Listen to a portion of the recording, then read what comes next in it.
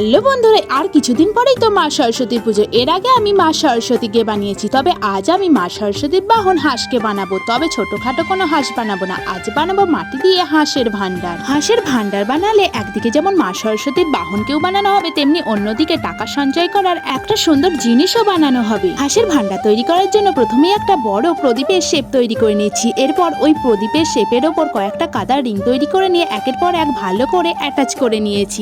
আর শেষের দিকে কাদার রিংগুলোকে ছোট করে দিয়ে পুরো মুখটা জয়েন করে দিয়েছি। এরপর কিছুটা মাটি নিয়ে একটা মোটা এসের শেপ তৈরি করে নিয়ে হাঁসের মুখটাও বানিয়ে নিচ্ছি। এরপর একে একে ঠোঁট চোখ সবকিছুই করে নিচ্ছি। আর দুটো ডানা বানিয়ে নিয়ে হাঁসের বডির দুপাশে ভালো করে অ্যাটাচ করে নিয়েছি। আর সবশেষে টাকা ফেলার জন্য একটা ছুরির সাহায্যে ভান্ডারের মুখটাকেও কেটে নিয়েছি। বন্ধুরা, তোমরা যারা কমেন্ট করে তোমাদের নামগুলো নিতে বলেছিলে, তাদের নামগুলো আমি একটা বড় ভিডিওতে নিয়েছি, তার লিঙ্ক আমি নিচেই দিয়ে দিচ্ছি, তোমরা দেখে নিও। আর মা সরস্বতীর বাহন এই হাঁসের ভান্ডারটি ভালো লাগলে অবশ্যই একটি লাইক করে দিয়ে চ্যানেলটি সাবস্ক্রাইব করতে ভুলো না কিন্তু। তো আজ টাটা।